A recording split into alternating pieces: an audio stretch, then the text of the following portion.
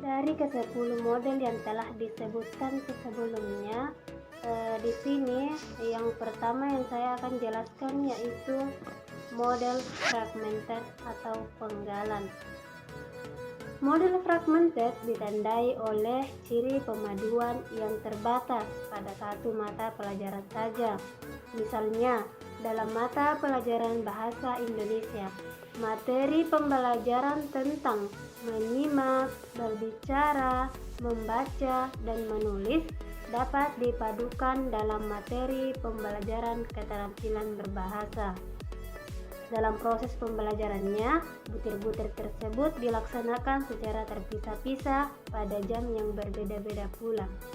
Menurut Padmono, dalam bukunya Pembelajaran Terpadu melalui Kurikulum Terpadu atau melalui kurikulum dalam satu disiplin ilmu mengatakan bahwa pembelajaran terpadu melalui kurikulum terpadu atau kurikulum fragmented terjadi jika seorang guru memiliki keinginan agar siswa setelah menempuh pembelajaran satu kurun waktu tertentu memiliki kemampuan atau kecakapan tertentu. Kelebihan dari model ini yaitu siswa menguasai secara penuh satu kemampuan tertentu untuk tiap mata pelajaran. Ia ahli dan terampil dalam bidang tertentu. Sedangkan kekurangannya adalah siswa belajar hanya pada tempat dan sumber belajar dan kurang mampu membuat hubungan atau integrasi dengan konsep-konsep yang sejenis. Model yang kedua yaitu model keterhubungan, biasa juga disebut dengan model connected, dilandasi oleh anggapan bahwa butir-butir pembelajaran dapat dipayungkan pada induk mata pelajaran tertentu. Butir-butir pembelajaran kosakata, struktur, membaca, dan mengarang misalnya dapat dipayungkan pada mata pelajaran bahasa dan sastra Indonesia. Penguasaan butir-butir pembelajaran tersebut merupakan keutuhan dalam bentuk kemampuan berbahasa dan bersastra. Hanya saja pembentukan pemahaman, keterampilan, dan pengalaman secara utuh tersebut tidak berlangsung secara otomatis. Karena itu, guru harus menata butir-butir pembelajaran dan proses pembelajarannya secara terpadu. Nah, kelebihan dari model ini yaitu diperoleh adanya hubungan antara ide-ide dalam satu mata pelajaran. Anak akan memperoleh gambaran yang lebih jelas dan luas dari konsep yang dijelaskan, dan siswa diberi kesempatan untuk melakukan pedalaman atau pendalaman, tinjauan, memperbaiki, dan mengasimilasi gagasan secara bertahap.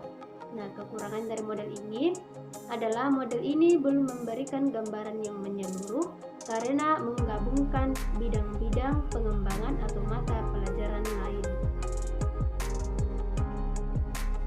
Model selanjutnya yaitu model sarang, biasa juga disebut dengan model nested, merupakan pemaduan berbagai bentuk penguasaan konsep keterampilan melalui sebuah kegiatan pembelajaran.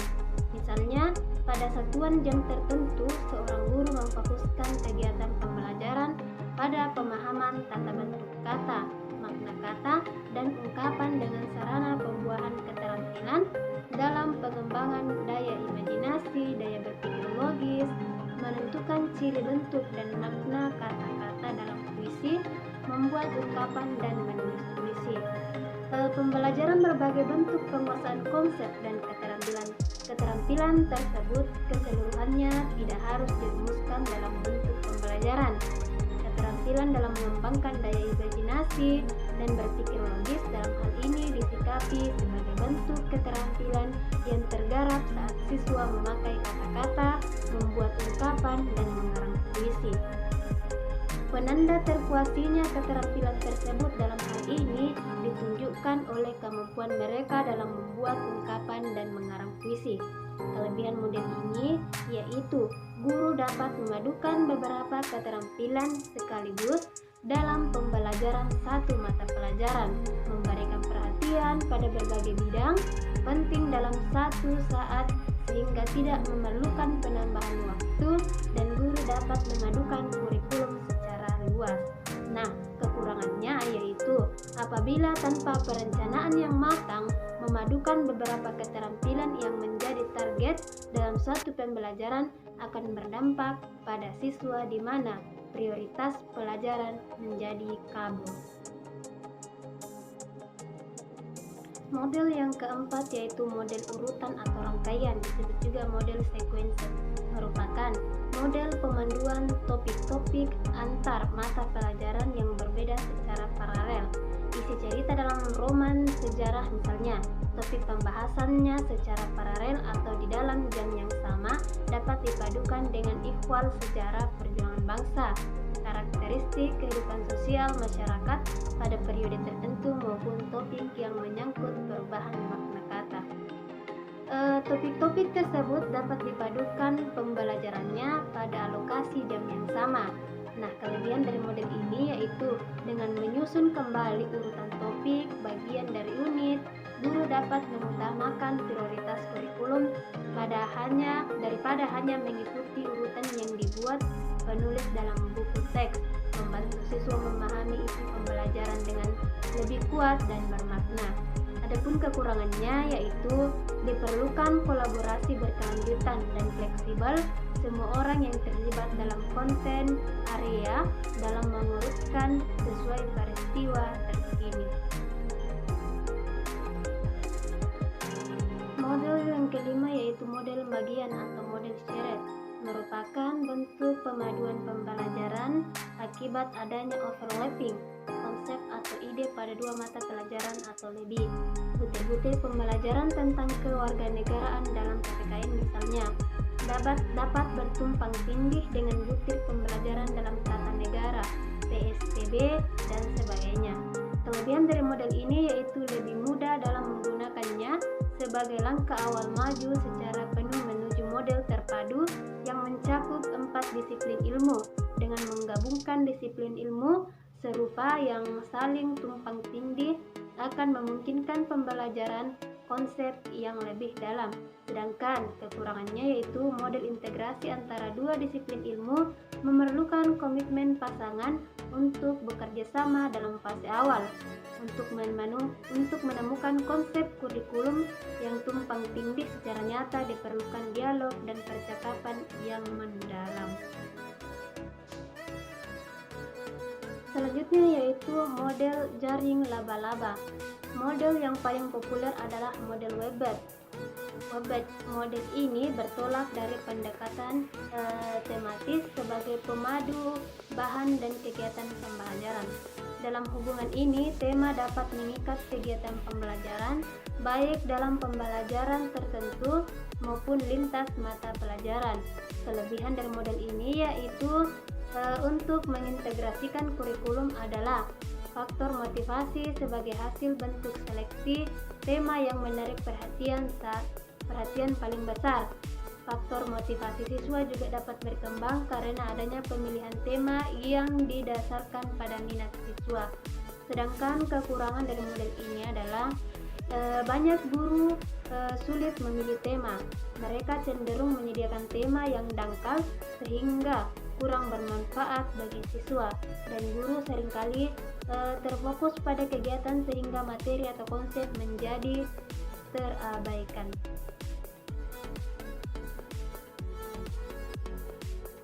Selanjutnya atau model ketujuh yaitu model galur atau benang, biasa juga disebut dengan model treatment, merupakan model pemaduan bentuk keterampilan, misalnya melakukan prediksi dan estimasi dalam matematika, ramalan terhadap kejadian-kejadian atau antisipasi terhadap cerita dalam novel, dan sebagainya. Bentuk treatment ini berfokus pada apa yang disebut meta kurikulum. Kelebihan dari model ini yaitu konsep berputar sekitar meta kurikulum yang menekankan pada perilaku metakognitif. Mata pelajaran untuk tiap mata pelajaran tetap murni dan siswa dapat belajar sebagaimana seharusnya, belajar di masa yang akan datang sesuai dengan laju perkembangan era globalisasi. Sedangkan kekurangannya yaitu hubungan isi antar materi pelajaran tidak terlalu ditunjukkan sehingga secara eksplisit siswa kurang dapat memahami keterkaitan konten antara mata pelajaran satu dengan yang lainnya. Model yang ke-8 yaitu keterpaduan atau model integrated, merupakan pemaduan sejumlah topik dari mata pelajaran yang berbeda, tetapi esensinya sama dalam sebuah topik tertentu. Topik evidensi yang semula terdapat dalam mata pelajaran matematika, bahasa Indonesia, pengetahuan alam, dan pengetahuan sosial, agar tidak membuat muatan kurikulum berlebihan, cukup diletakkan dalam mata pelajaran tertentu, misalnya pengetahuan alam. Contoh lain, dalam teks membaca yang merupakan bagian mata pelajaran bahasa Indonesia dapat dimasukkan butir pembelajaran yang dapat dihubungkan dengan matematika, pengetahuan alam, dan sebagainya. Dalam hal ini diperlukan penataan area isi bacaan yang lengkap sehingga dapat dimanfaatkan untuk menyampaikan berbagai butir pembelajaran dari berbagai mata pelajaran yang berbeda tersebut. Ditinjau dari penerapannya, model ini sangat baik dikembangkan di sekolah dasar atau SD. Kelebihan dari model ini yaitu siswa saling mengaitkan, saling menghubungkan di antara macam-macam bagian mata pelajaran. Keterpaduan secara sukses diimplementasikan, pendekatan pembelajaran atau belajar di lingkungan belajar yang ideal untuk hari terpadu atau integrated day secara eksternal untuk keterpaduan belajar untuk fokus internal. Selain itu, model ini juga mendorong motivasi murid. Sedangkan kekurangan model ini yaitu sulit dilaksanakan secara penuh, membutuhkan keterampilan tinggi secara diri dalam konsep keterampilan dan sikap yang menembus secara urut dari mata pelajaran, dan membutuhkan model tim ahli pada bidang dan perencanaan dan mengajar bersama. Model pembelajaran yang ke-9 yaitu model celupan atau terbenam atau biasa juga disebut dengan model immersive, dirancang untuk membantu siswa dalam menyaring dan memadukan berbagai pengalaman dan pengetahuan dihubungkan dengan medan pemakaiannya. Dalam hal ini, tukar pengalaman dan pemanfaatan pengalaman sangat diperlukan dalam kegiatan pembelajaran. Kelebihan dari model ini adalah setiap siswa mempunyai ketertarikan mata pelajaran yang berbeda, maka secara tidak langsung siswa lain akan belajar dari siswa lainnya. Mereka terpacu untuk dapat menghubungkan mata pelajaran yang satu dengan yang lainnya. Sedangkan kekurangan dari model ini adalah siswa yang tidak senang membaca akan mendapat kesulitan untuk mengerjakan proyek ini, sehingga siswa menjadi kehilangan minat belajar.